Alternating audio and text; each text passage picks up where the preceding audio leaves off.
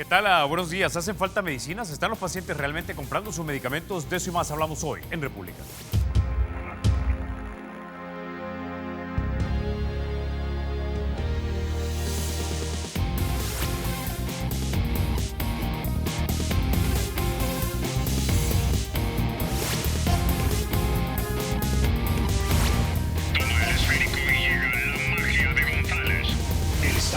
Será siempre libre e independiente y no será jamás el patrimonio de ninguna familia ni persona.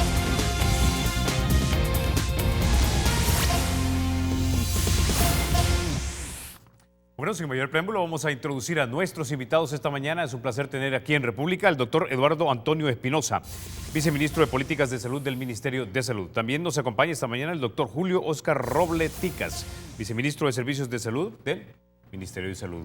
Doctores, bienvenidos a República. Un placer, Carlos, estar en su programa tan gustado. Y bueno, estamos a la orden. Doctores, en las últimas semanas hemos estado informándonos acerca de una escasez de medicinas y que supuestamente los pacientes están siendo, digamos, o se están viendo en la necesidad de tener que comprar sus propios medicamentos para algunas intervenciones quirúrgicas, etcétera. Yo quisiera saber si esto se mantiene, si esto es así, si esto era parcialmente cierto o si no era nada cierto. Doctor Ticas. Bueno, muy buenos días, Carlos. Un saludo muy especial a los televidentes de Canal 33. Bueno, decirle que las instituciones de salud en su presupuesto ordinario establecen una cierta cantidad de su presupuesto destinado a medicamentos e insumos. Y en ese contexto, el Ministerio de Salud responsablemente siempre ha asignado una porción importante de su presupuesto a la adquisición de medicamentos. Nosotros invertimos alrededor de 44 millones de dólares anuales en medicamentos. Estos medicamentos no son todos los medicamentos existentes en el mundo, sino que hay un cuadro básico delimitado que se utiliza en los 3 niveles de atención, hospitales y unidades de salud. En ese contexto, nuestro cuadro básico, nuestro listado oficial anda alrededor de más de 650 fórmulas farmacéuticas. Cada hospital, de acuerdo a su complejidad, tiene un número de medicamentos.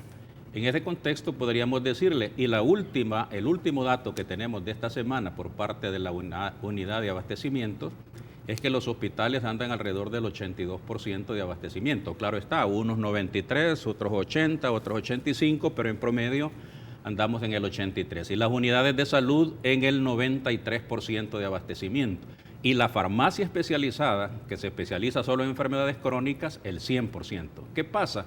A veces, y en todos los hospitales del mundo pasa, que se escasea, se acaba un medicamento. Y en ese caso hay situaciones de materiales, medicamentos o insumos. Lo que ha pasado en el Hospital Rosales, por ejemplo, es que se nos terminó el kit para la hemodiálisis. Ese kit de hemodiálisis que se adquiere anualmente por parte, en este caso, del Hospital Rosales, y no solo el Hospital Rosales hace hemodiálisis, lo hace Santa Ana, lo hace San Miguel, lo hace Usulután, y los kits de hemodiálisis en esos hospitales existen. Lo que pasa es que en este caso, por la demanda tremenda que tiene el Hospital Rosales, porque hay una gran demanda y muy importante, no solo de enfermedad renal, sino que de insuficiencia renal, que es la que necesita todos estos procedimientos, hubo una escasez. La hemos suplido, pero está por entrar en este mes de junio, a finales, ya la compra conjunta para todo el 2017 y parte del 18, que vamos a estar completamente abastecidos. La situación pasa porque este par de meses, mayo y junio, hemos tenido una disminución, pero ya hemos hecho la adquisición por emergencia y el hospital ahorita sí cuenta con los kits de hemodiálisis. Ahora, reportaba elsalvador.com que el pasado viernes 30 de mayo, si mal no recuerdo, 21 cirugías se habrían dejado de efectuar en el Hospital Rosales precisamente porque no habían medicamentos. ¿Esto me están diciendo que ya fue solventado, fueron reprogramadas estas cirugías? Es correcto, Carlos. Mire, primero, hacer ver que el dato es falso, ¿verdad? Es falso y es manipulado. No se han suspendido nunca esa cantidad de cirugías. Se suspendieron un día 6 cirugías de 35 programadas y el siguiente día 5 cirugías de 35 programadas. Entonces, primero, el dato es completamente falso. Segundo, la situación, porque yo pienso que siempre es válido comparar, fíjese, cuando nosotros iniciamos el proceso de reforma en 2009, el Hospital Rosales, por ejemplo, no contaba en su cuadro básico ni dotaba a los pacientes de más de 4 medicamentos quimioterápicos. Actualmente el cuadro básico incluye cerca de 40 medicamentos quimioterápicos que no están escasos, ¿verdad? Y que se están prescribiendo. Entonces, me parece que es una manipulación exagerada y perversa para tratar de presentar una situación que no es real. Igual con la compra, no se ha enviado a los pacientes a comprar medicamentos. Fueron los mismos personajes estos del sindicato que protestó que propiciaron la puesta de ese rotulito ahí donde se mandaba a los pacientes a comprar los insumos, que son los que decía el doctor que se escasearon temporalmente. Pero los medicamentos no se ha enviado a comprar. Existe una política institucional, Carlos, de no volver a cobrar en los hospitales públicos. Eso fue uno de los logros más importantes del proceso de reforma, la abolición de los cobros de todo tipo. Incluso, Carlos, suprimimos las colecturías en todos los establecimientos de salud para evitar que hubiera una excusa que permitiera cobrarle por cualquier causa a los pacientes. Fíjese que antes se cobraba por la consulta, se cobraba por los medicamentos, por los análisis de laboratorio, por todo eso se cobraba. Fíjese que en el Hospital Rosales, por ejemplo, se cobraba $5 por una consulta, $10 por una placa de rayos X, $5 por un análisis de laboratorio, $300 por una tomografía axial computarizada, $300 por una resistencia magnética nuclear, por una resonancia magnética nuclear. El paciente tenía que ir a hacerse, por ejemplo, para determinar el tipo de tumor, etcétera, un test de inmunohistoquímica, que hoy lo hacemos gratuitamente en el hospital, y ellos cobraban $50 en el sector privado y el paciente tenía que írselo a hacer ahí. Claro, todas estas cosas limitaban el número de pacientes que podían llegar al Hospital Rosales. Había una demanda, no satisfecha por la vía de que se excluía el paciente que no tenía los $5 para la consulta, sencillamente no llegaba al hospital porque sabía que no lo iban a atender. Entonces, hoy eso está completamente abolido, es una situación totalmente diferente y nosotros, Carlos, mientras estemos ahí, no vamos a permitir jamás que se vuelva a cobrar en el hospital por ese tipo de servicios. Entonces, me parece que el presentar este tipo de noticias, por ejemplo, diciendo que se han suspendido todas las cirugías, cuando solo 5 se suspendieron un día y 6 se suspendieron el siguiente día, y hoy se están haciendo todas las cirugías del día, lo menos que uno puede pensar es que hay una manipulación interesada en presentar como caótica una situación que no lo es. O sea, en el mejor de los casos, elsalvador.com ha sido impreciso, en el peor de los casos usted dice malintencionado. Sí. Bueno, sí. Quiero citarlos también porque ha sido... Sí, la malintención, habría que ver, pero esta gente que ha protestado, que sacó ese libelo en el periódico y que dijo estas cosas, obviamente ellos están malinteresados. Estaría por ver si elsalvador.com da por cierto todo lo que le dicen a esta gente sin investigar, o si es interesadamente que lo hace, o no, pues eso yo no lo puedo asegurar, pero sí que hay ahí en ese proceso del flujo de información una cuestión interesada para presentar una situación que no es como que si realmente estuviera siendo caótica. Ok, elsalvador.com también reportaba, doctor Robles Ticas, que el Departamento de Anestesiología del Hospital Rosales había dado el 24 de mayo un memorándum estableciendo que a partir del 29 de ese mes, es decir, el 29 de mayo, los pacientes que tenían programadas cirugías electivas tendrían que comprar morfina y meperidina para poder someterse a los procedimientos. ¿Es esto así? No es cierto. Esta es una actuación un poco irresponsable de parte del jefe de anestesia, porque en una sesión de la dirección, que son todos los días a las 7 de la mañana, se planteó la necesidad de actuar más explícitamente en el caso de las cirugías mayores. Y en ese contexto se pidió mayor responsabilidad, y la primera actuación que hizo el jefe de anestesia al salir de la dirección fue emitir una nota, a la cual él no tiene la capacidad de hacerlo, indicándole a sus superiores que iba a suspender cirugía y que la gente tenía que comprar los analgésicos. Eso es completamente falso. Nosotros estamos abastecidos de meperidina o de Merol, que es lo que usan los anestesiólogos y los cirujanos para el dolor posoperatorio. En este contexto, decirle que nosotros no nos vamos a enmarcar, como decía el doctor, en 4, 5, 6 pacientes, porque fíjese, aquí le traía un dato muy importante yo. Hemos tenido casi 9,000 pacientes en cuidados intensivos en el año 2016. Ese es un gran logro importante y que han salido con buenos resultados. Hemos egresado 365.980 pacientes de nuestros hospitales con buena evolución. También hemos atendido 73,000 partos institucionales con buenos resultados, con una buena sobrevida. Más de 114,000 cirugías mayores, 13 millones de consultas curativas y preventivas, y hemos despachado más de 23.992 recetas. Todo esto bajo el principio de la gratuidad, bajo el principio del no pago de cuotas voluntarias, y venir a opacar todos estos servicios prestados solo porque a 5 pacientes o 6 pacientes no se les podía cumplir en ese momento un analgésico porque se estaba en el proceso de recuperación de otros hospitales o de los mismos almacenes.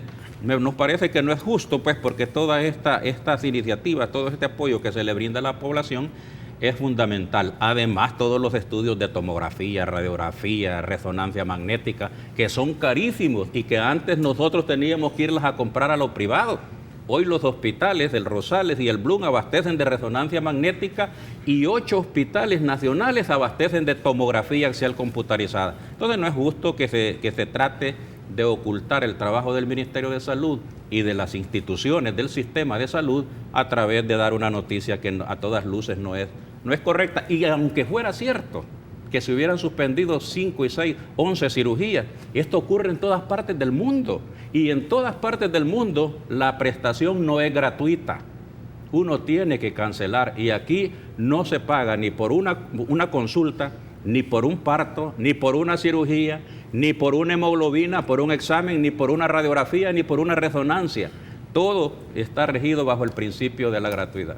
Ok, ya estamos recibiendo comentarios y preguntas de parte de nuestros televidentes. Recuerden que ustedes nos pueden escribir a nuestro Twitter, que es República SB33. Lo vamos a leer, le vamos a preguntar a los doctores, especialmente porque ustedes son los usuarios del sistema público de salud, siempre y cuando escriban con civilidad y con respeto para los invitados.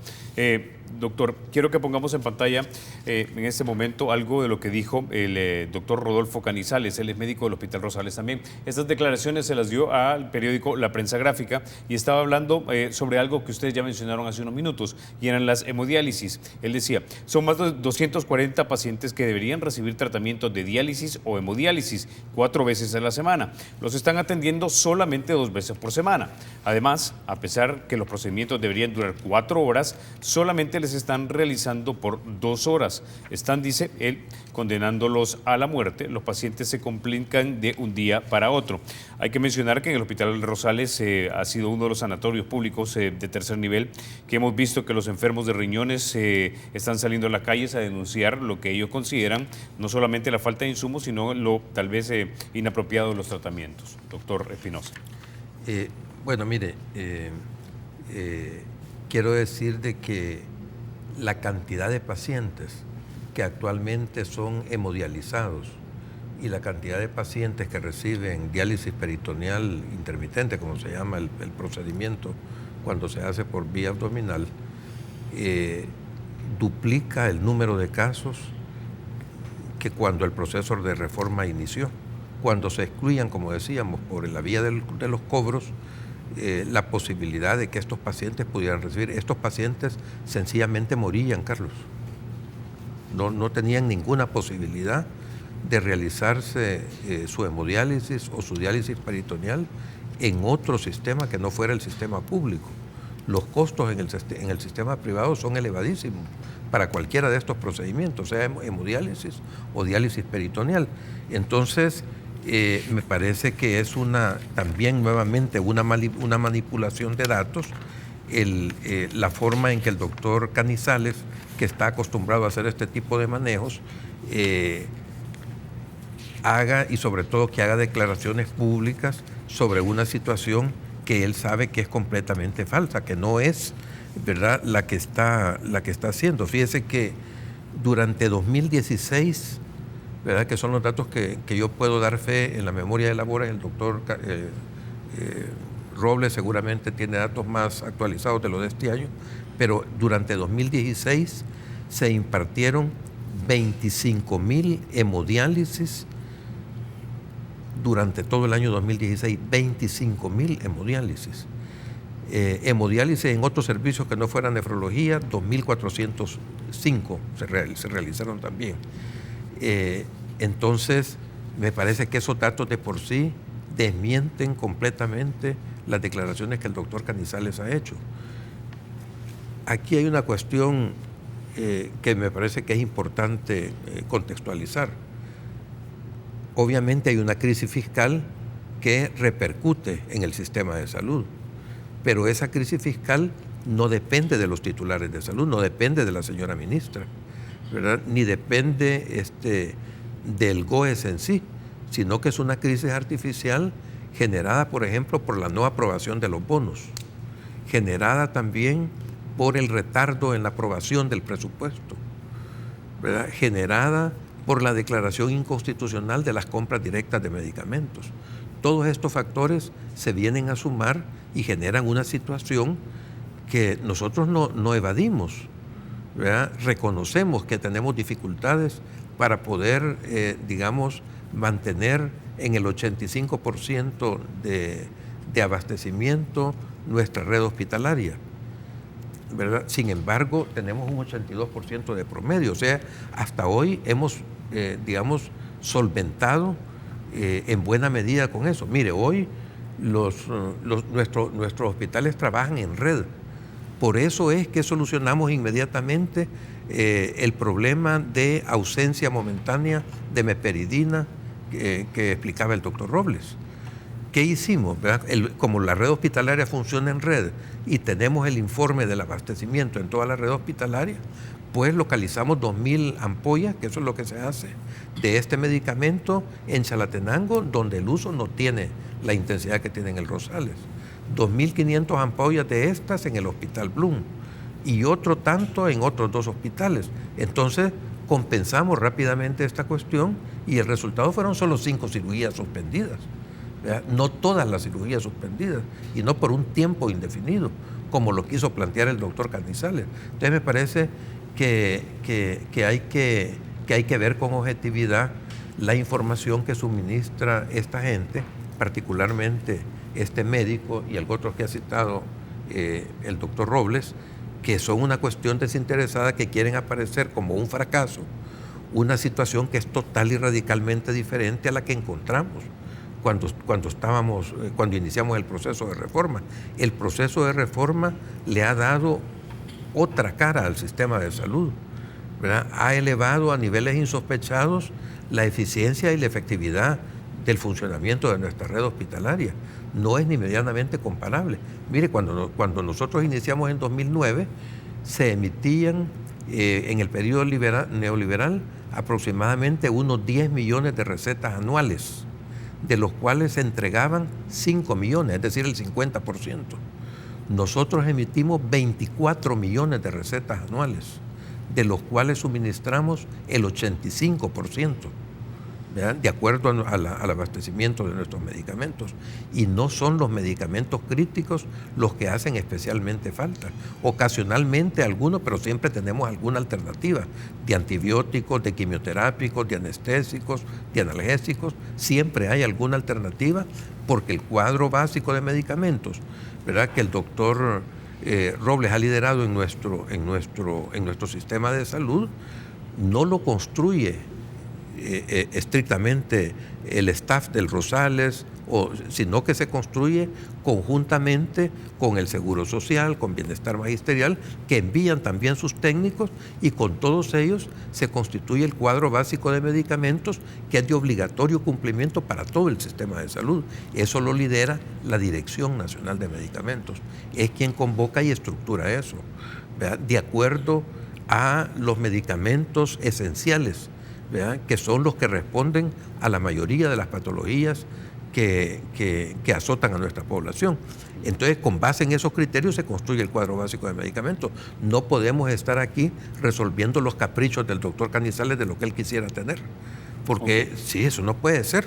Tenemos que tener una cuestión que responda a las necesidades de la población y a las posibilidades del país. Eso es.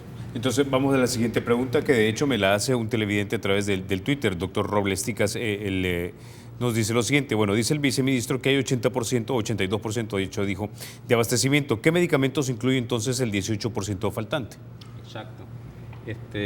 Como les decía, explicaba el doctor Espinosa, por ejemplo, el Hospital Rosales tiene 347 medicamentos de su cuadro básico.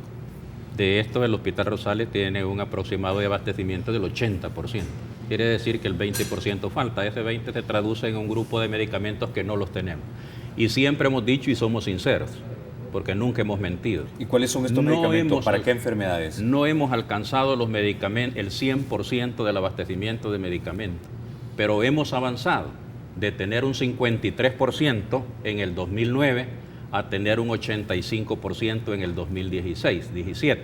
Entonces, en ese contexto vamos avanzando, pero hay medicamentos que no los tenemos.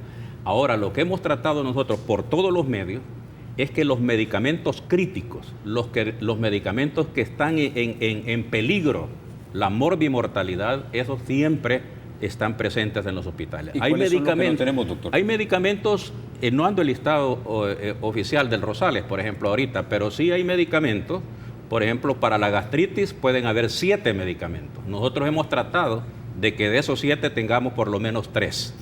También para la hipertensión hay un conjunto de medicamentos variados. Ahora, ¿estos medicamentos que faltan no son, digamos, para patologías comunes o son patologías extrañas o no son medicamentos que si no los tienen el paciente se puede morir? No son medicamentos críticos. Además hay alternativas. Si usted es un médico responsable y tiene con tratamiento para la hipertensión a una persona y no tiene ese medicamento, hay un conjunto de alternativas para poderlo abordar seriamente el problema de la hipertensión. Entonces sí hay alternativas dentro de los hospitales. Lo que pasa es que hay algunos médicos que tienen su grupo de medicamentos y quisieran que solo esos medicamentos se utilizaran, pero hay alternativas para... Pero fíjate que volviendo al tema de renal es muy importante porque tenemos que dejarlo claro.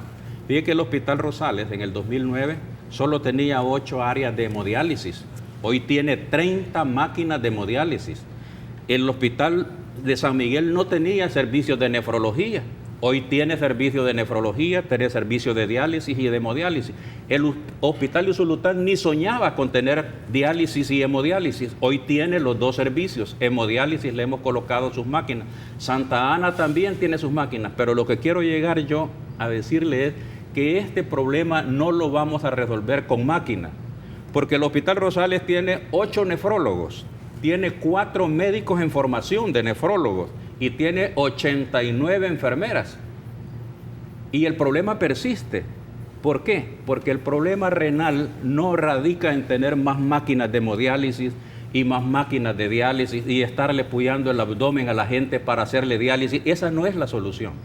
Nosotros responsablemente hemos creado estos servicios, pero hay que actuar en la prevención. Todos esos pacientes que sufren de enfermedad renal y que van rumbo a la diálisis peritoneal y a la hemodiálisis y al trasplante es producto de los agrotóxicos, por ejemplo. Y para los agrotóxicos, ¿qué hacemos?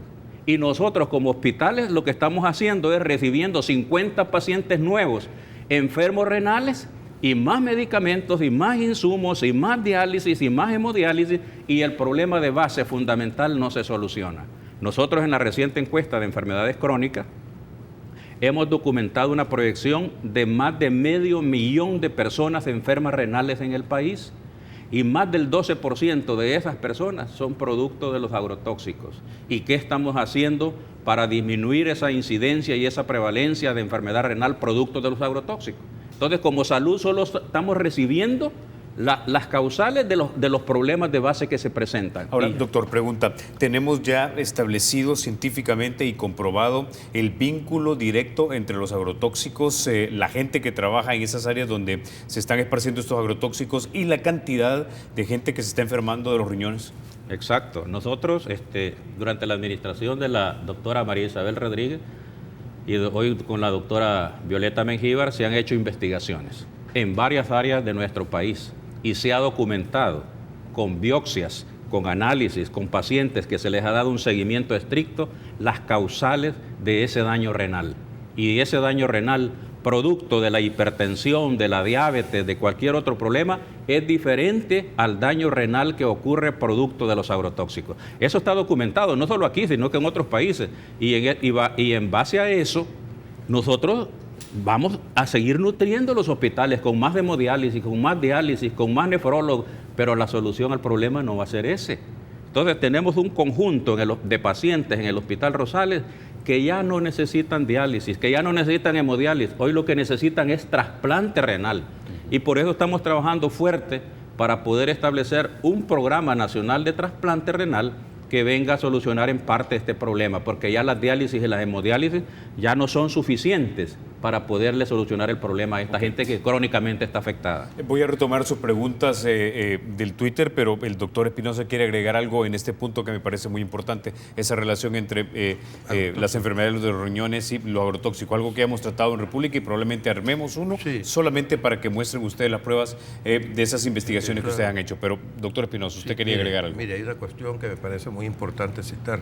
Cuando nosotros iniciamos en 2009 el proceso de reforma, nuestros equipos detectaron que la primera causa de muerte en hombres en el Hospital Rosales era precisamente la enfermedad renal crónica, la insuficiencia renal. Y detectaron además que nosotros teníamos el doble de casos de los que era esperar como complicación de la diabetes y de la hipertensión, que son habitualmente las causas normales que generan enfermedad renal crónica. O sea, los diabéticos y los hipertensos, cuando no mueren por infarto o por un derrame cerebral, terminan muriendo por enfermedad renal crónica en las etapas muy avanzadas de la vida, ¿verdad? Luego de una larga evolución de su enfermedad que produce el daño renal. Eso es lo que normalmente sucede en todas partes. Pero aquí teníamos casi el doble de casos. Y los pacientes no eran pacientes que tenían antecedentes de diabetes y de hipertensión, ¿verdad? Y eran además pacientes jóvenes. Parte de la población económicamente activa, que caían víctimas de la enfermedad renal crónica. Claro que no llegaban porque no tenían los $5 para la consulta y todo eso, pero se abrieron y entonces pudimos apreciar y se inició ese proceso de investigación sistemático, científico, que fue eliminando una a una todas las causas probables y al final, epidemiológicamente, nosotros tenemos evidencia abrumadora de la relación entre los agrotóxicos y la enfermedad renal crónica, que además, como bien lo decía el doctor Robles, se precisó con estudios histopatológicos que el daño era tóxico, no era como en el caso de la diabetes y de la hipertensión, que se inicia en la arteria que llega al riñón, sino que se inicia en el túbulo, que es lo que sucede con las enfermedades renales de origen tóxico. Entonces está totalmente comprobado acá que la causa, pero eso el doctor Leiva, el jefe de nefrología del Rosales, ya lo sabía. ¿Por qué no inició él un proceso de investigación, un proceso de denuncia, de trabajo, de construcción de lo que hoy tenemos? Él tiene el doble de camas de lo que tenía cuando se inició el proceso de reforma. Tiene el doble de máquinas de hemodiálisis de las que tenía cuando inició el proceso de reforma. Tiene el doble de aparatos para la diálisis peritoneal intermitente, de mecanismos, de personal y todo para realizarlo. Entonces, él sabía todo eso. ¿Por qué no inició desde entonces una investigación que permitiera demostrarlo? ¿Por qué se empeñó él en negar que los agrotóxicos eran una causa importante de enfermedad renal crónica? Si eso se hubiera hecho desde entonces, los agrotóxicos hace tiempo que estuvieran prohibidos y tuviéramos organizado un mecanismo de regulación de todos estos productos que evitara que empresas que producen estos agrotóxicos, que son prohibidos, Carlos, son prohibidos en los países donde se producen. En Estados Unidos, en Alemania, no se utilizan, pero sí se producen para ser exportados a nuestros países. ¿Por qué él no denunció eso? Yo no me lo explico. ¿Por qué ellos, el doctor Leiva y su equipo, por qué ellos solo dedican el 20% del tiempo contratado que tienen para la consulta médica? Entonces, eso es una cuestión que me parece a mí, ellos alegan que es que ponen indicaciones, que van a los servicios, no hacen trasplantes renales, ¿verdad? Deberían estar supervisando las hemodiálisis, gestionando, haciendo investigación para demostrar estas cosas. No lo hacen, Carlos. Lo tuvimos que hacer nosotros con personal que contratamos expresamente para ello.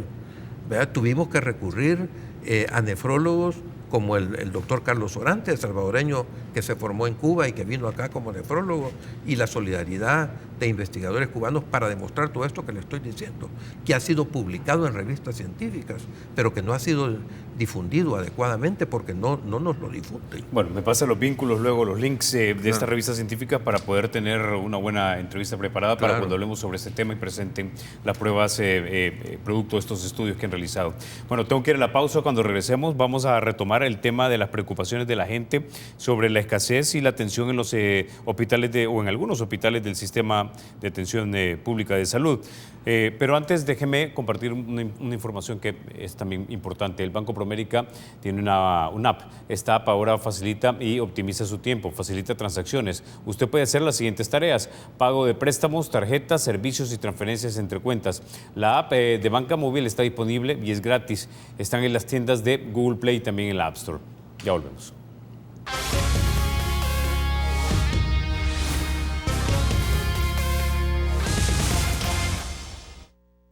Bueno, doctor Roblesticas, antes de ir con usted, quiero que escuchemos algo de lo que dijo la Procuradora de los Derechos Humanos, Raquel Caballero. Ella aparentemente estaba investigando el caso de un joven que habría muerto por falta de medicamentos. Escuchemos lo que dijo la Procuradora. Y obviamente esto sería una violación a derechos humanos, la falta, el desabastecimiento de medicamentos, ¿verdad? La ministra de Salud había aducido que estaban haciendo trámites de compras de algunos medicamentos. Vamos a verificar esta situación, pero el tema es que los pacientes no pueden estar sin su medicamento. Yo lamento la muerte de Lady Conde, a una paciente con cáncer que yo le decreté medida cautelar para que le dieran los medicamentos, y lamentablemente ella falleció por falta de medicamento. Esto realmente es grave, ¿verdad? Yo ya he pedido una investigación. Bueno, le sumo a eso, ya que dio pie a la Procuradora, lo que pregunta un televidente: medicamentos oncológicos y antibióticos de amplio espectro, ¿qué porcentaje de abastecimiento tienen, doctor? Mire, con el cáncer, hablamos extra micrófonos que las enfermedades crónicas aquí en cualquier parte del mundo abaten a los sistemas públicos de salud. Y por eso es que en todos los países del mundo, si no es a través de un sistema tributario fuerte, es a través de aspectos de comprar esos medicamentos por parte de las personas. En este esquema, el Ministerio de Salud de El Salvador, conociendo la alta frecuencia e incidencia de cáncer, ha hecho grandes avances en esta materia. En primer lugar, se ha invertido una fuerte cantidad de dinero en medicamentos oncológicos, lo que no se hacía antes. Sin embargo, déjeme decirle que en este proceso, en estas investigaciones científicas, cada día, cada mes surgen nuevos medicamentos. Y hay medicamentos que están fuera de los cuadros básicos que los que hablábamos al principio. Y que para incorporarlos en esos cuadros básicos hay que hacer todo un proceso de reinserción de esos medicamentos nuevos a este cuadro básico. En este contexto, nosotros contamos con los antibióticos esenciales, fundamentales, de amplio espectro para las enfermedades infecciosas comunes. También contamos y hemos dado una gran cantidad de quimioterapias, como no se ha dado antes, para pacientes oncológicos. La situación es que en ningún país del mundo, en todo su espectro, va a contar con todos los medicamentos habidos y por haber en el mundo. Y en ese contexto nosotros tenemos protocolos. Nuestros oncólogos, nuestros infectólogos han hecho protocolos. Para decir un ejemplo, el dengue se maneja de esta y de esta forma. Esos medicamentos son los que el Ministerio de Salud adquiere.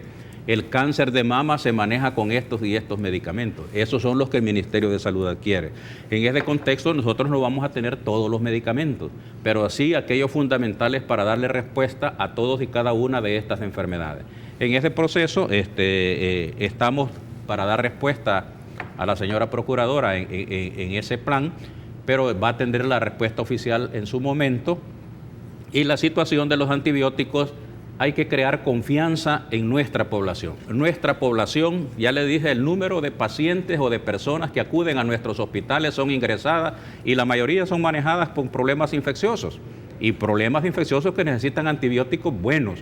Y en ese contexto decirle que hay que crear confianza en nuestra población, que se acerque a los servicios de salud porque sus medicamentos existen.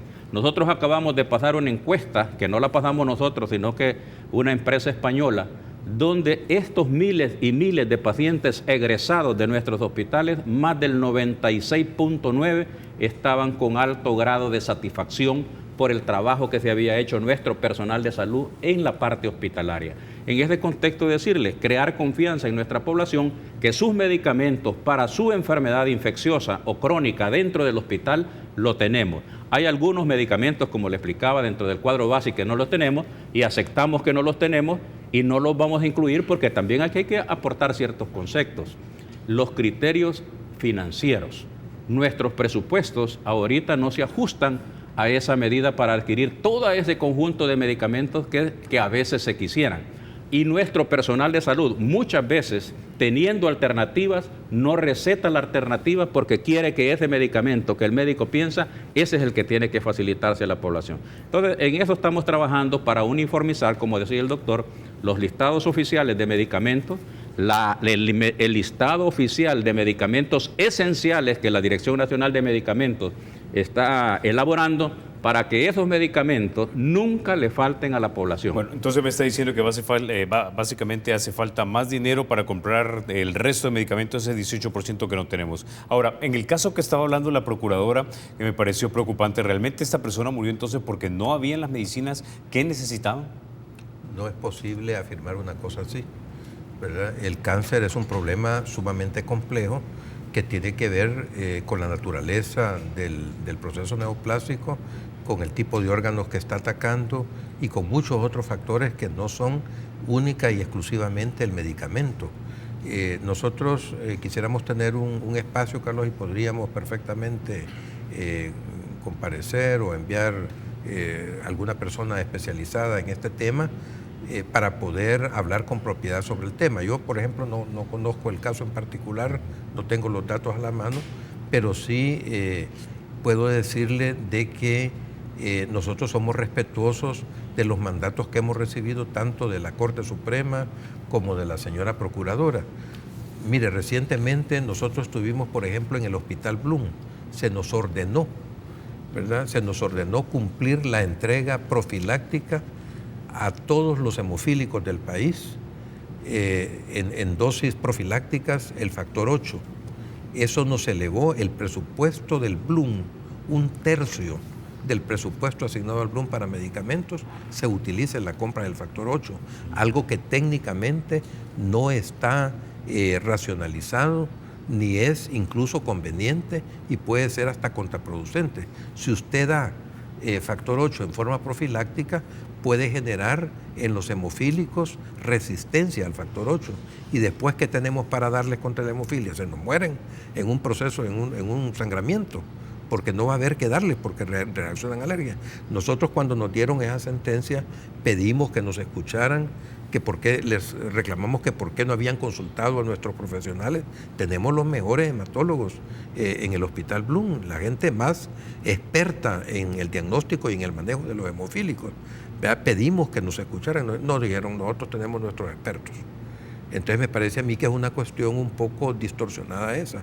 Entonces yo no digo que la señora Procuradora sea este el caso, que no se haya documentado y todo para dar, digamos, una orden de esa naturaleza, pero nos parece que este tipo de cuestiones deben discutirse. Por ejemplo, debe haber la autopsia, ¿verdad?, de la paciente que falleció para poder decir también y hacer varias afirmaciones que yo no me atrevería a hacerlas desde mi óptica de médico, y si no fuera, puede decir que hay aquí un conflicto de interés o algo para que yo pueda opinar en la defensa, pero yo esperaría tener por lo menos los resultados de la autopsia y varios otros elementos en relación con qué se ha cumplido, qué no se ha cumplido y todo esto, sobre todo desde una posición en la cual se cuestiona a todo un sistema de salud que está respondiendo de una manera como nunca antes había respondido a toda la demanda que se presenta y que tiene salud de parte de toda la población. Nunca como antes se había ejercido la rectoría como hoy se está haciendo. Nunca como antes habían funcionado en red los servicios, que es una responsabilidad fundamental del doctor, el mantener eso. Entonces hay una serie de cosas, el desplazamiento de los ecos, el parto institucional. Entonces me parece que es un poco digamos, no el caso de la procuradora, pero sí otros actores que vienen y critican muy, muy superficialmente, ¿verdad? Y que digan que los ecos no sirven para nada, por ejemplo. Ok. Ahora, doctor Robles Ticas, precisamente el punto que más le preocupa a la gente es el abastecimiento y la atención. Nos escribe un televidente, digo eso porque tengo entendido que usted es el encargado, el que supervisa estas actividades. Dicen, en el hospital de Zacatecoluca no hay sueros, dicen, no hay amoxicilina, acetaminofén, y esos son medicamentos básicos. También nos dice el mismo televidente, en el hospital de Zacatecoluca, en la sección de emergencias, en la consulta externa, hay médicos que se dedican a amedrentar a la gente. Intuyo que tal vez no tienen modo de hablarle a personas que ya sabemos son personas sencillas. Sí. Mire, Carlos, nosotros como Ministerio de Salud hemos emprendido una reforma desde hace 7 años y tenemos 2 talones de Aquiles muy importantes que se necesita mejorar, pero se necesita la contribución de todos. Uno es el trato, tratar dignamente a la persona. La mayoría de nuestro personal trabaja muy eficientemente, con todo el deseo de servir, pero tenemos algunas personas que no lo hacen así, ya por diferentes motivos, ¿verdad? Ahí hay un conjunto de motivos. Pero la persona que llega a un hospital sufriendo, con dolor, con una enfermedad, no amerita que se le trate de esa forma como usted le expresa el amigo televidente. ¿Dónde lo pueden denunciar, doctor? Entonces, cada hospital tiene una oficina que se llama Oficina por el Derecho a la Salud, y ahí lo puede ir a denunciar cualquier persona. Solo tómele el nombre, señale quién es y lo denuncia. Esto pasa al Consejo Superior de Salud Pública y mediante la Ley de Derechos y Deberes de los pacientes se pueden tomar medidas contra esa persona, porque esa es una falta grave, menospreciar, maltratar de una forma deshumanizada a una persona que llega sufriendo a una institución. ¿Qué hay de la falta de estos medicamentos de amoxicilina, mencionaba él, y el ahora, suero? este es un consejo. La amoxicilina y el acetaminofén no son prácticamente medicamentos de hospital, son de unidades comunitarias de salud familiar. Porque el acetaminofén, ustedes sabe bien que es un analgésico, un antipirético para cualquier malestar general, pero que en un hospital con una cirugía, con una enfermedad grave, el acetaminofén prácticamente no surte efecto. El acetaminofén es de unidades de salud. Lo mismo la amoxicilina. La amoxicilina es un antibiótico sumamente usado durante muchísimos años, a tal grado que en las bacterias de los hospitales hay mucha resistencia.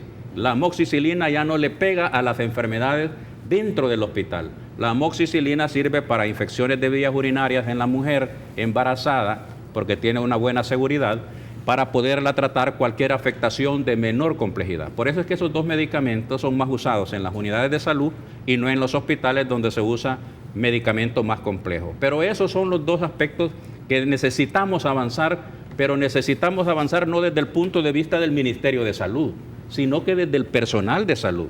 Tener un trato amable, digno. Y yo admiro y respeto a mucho personal de salud que lo hacen como que si fuera su madre o su hijo al que están atendiendo. Claro. Pero hay otros que no son así. Ahora, doctor Espinosa, tengo otra pregunta. Él es Fausto Sorto, siempre nos escribe de Santa Rosa de Lima. Dice, ¿cuándo se va a ampliar y equipar el hospital de Santa Rosa de Lima? Aquí por una fractura nos mandan al San Juan de Dios en San Miguel. Ajá. Sí, yo antes de responder a esta pregunta, soy de la Unión y soy particularmente interesado en lo que pasa por allá, pero yo quería decirle de que la madre de esta paciente, Lady Conde, ¿verdad? Estaba recordando precisamente eso, expresó una total satisfacción con el tratamiento y el trato que en general había recibido la niña esta que desafortunadamente falleció. Entonces, yo no sé si esto ha sido valorado por la señora procuradora para hacer sus declaraciones, ¿verdad? Pero es posible que la hayan informado mal. En todo caso, yo pediría que se revisara la información disponible en relación con eso para poder ser, digamos, como más objetivo en el abordaje del problema, y nosotros podríamos también ampliar esto al conocer más detalles sobre el tema, pero digamos, las declaraciones de la madre que se hicieron particularmente, me parece que es una cosa que es importante. Y lo otro, Carlos, que es muy importante también citar, es la incidencia de los legisladores en la generación de este problema.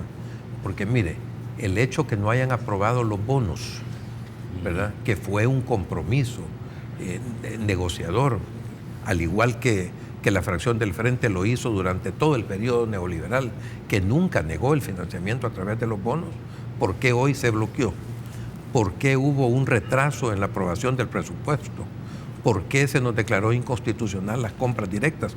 Todos estos elementos son factores que han contribuido a esa escasez hasta cierto punto artificial que tiene que ver, fíjese que ahorita, por ejemplo, todo eso nos retrasó a nosotros el proceso de compra de nuestros medicamentos. Medicamentos que debieron haber entrado en marzo o abril, van a entrar hoy en julio o en agosto. Entonces es una cuestión que no es que no tengamos los fondos, no es que no hayamos hecho los procesos, sino que ha habido una generación y una aglomeración de situaciones que nos generan una crisis y un retraso en el abastecimiento, que no es una cuestión de voluntad nuestra, que no es una cuestión de disponibilidad. El país está creciendo al 2.4 o 2.5%, ¿verdad? ¿Y por qué cuando el presidente saca que había un crecimiento del menos 3%, es decir, 5 puntos porcentuales menos que hoy, no se daban estos procesos? ¿Por qué entonces el Frente sí financiaba los bonos que necesitaba el presidente Saca para sacar adelante su presupuesto? Y hoy no se aprueban para que suceda lo mismo con nuestro presupuesto. Las crisis fiscales, sobre todo en salud, Carlos, se reflejan en enfermos y en muertos. Yo me pregunto si calcularon ellos,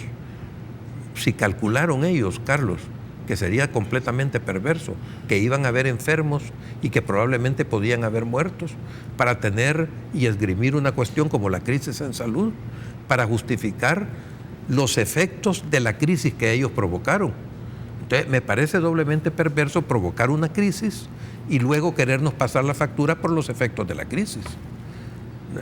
No me parece a mí eso completamente lógico. Debería haber, al contrario, un mayor esfuerzo legislativo para solventar la crisis, particularmente en el área de salud, ¿verdad? Y no querer culparnos de que no tenemos medicamentos cuando ellos generaron el desabastecimiento, retardando los procesos y generando un desabastecimiento artificial. Entonces, a mí me parece que esto hay que valorarlo bien.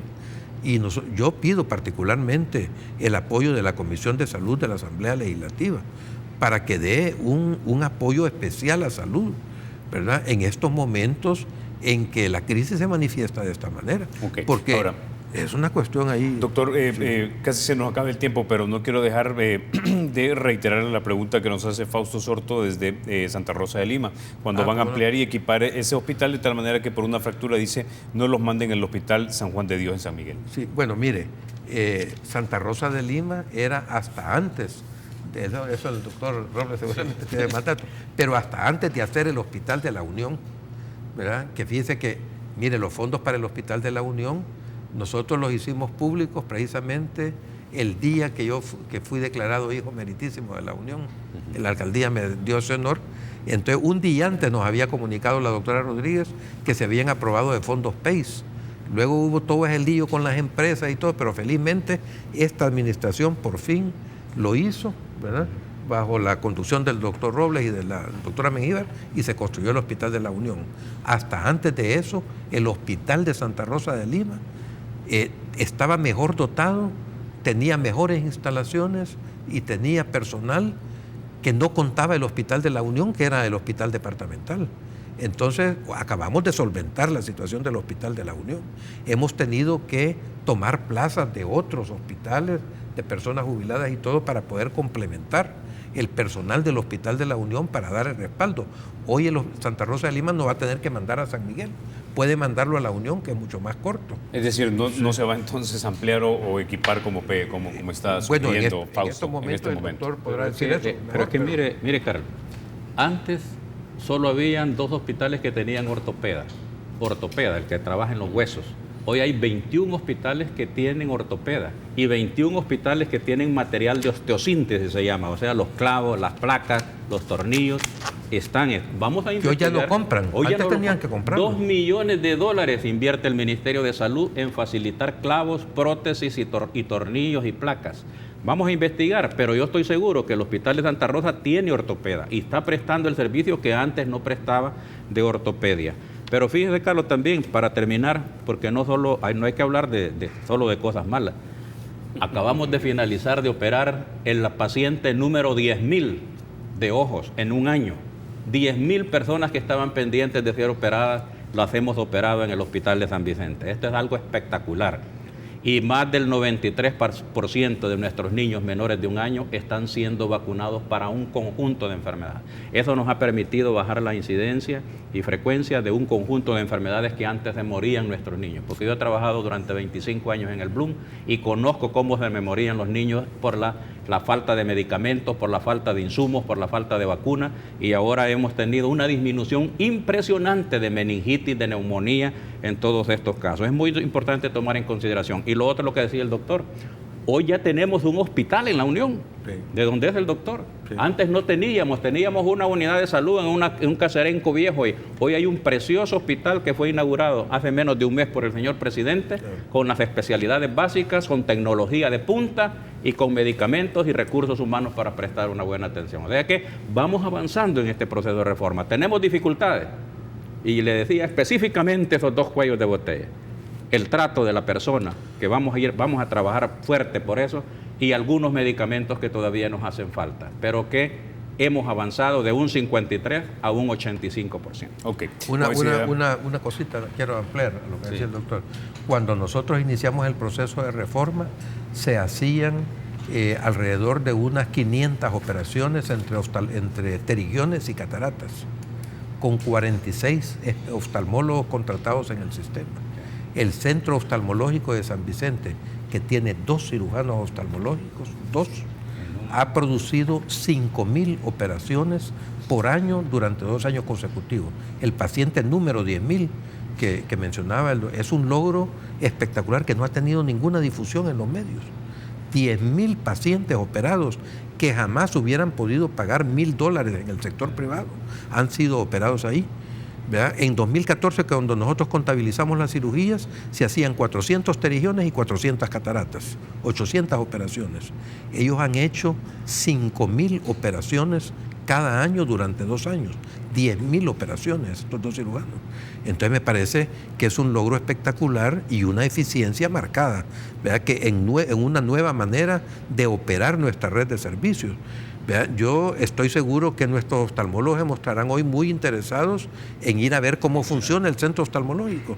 Vamos a organizar pasantías. Ya nos están pidiendo de otros países centroamericanos la posibilidad de venir a hacer pasantías a nuestro centro oftalmológico para ver cómo se funciona, cómo se hace, porque no es tanto el procedimiento, que es relativamente sencillo, pero claro, debe ser hecho por especialistas, sí, pero sino cómo se funciona. A partir de julio y agosto vamos a empezar a tratar la retina, problemas quirúrgicos de retina en el centro oftalmológico. Y en el centro oftalmológico, importante, porque no quiero tener esa omisión, agradecer a la solidaridad cubana que ha trabajado muy espectacularmente con nosotros para tener estos logros maravillosos, y que es una cosa pues que de lo cual hemos aprendido mucho. Bueno, con esa idea vamos a la pausa y ya volvemos.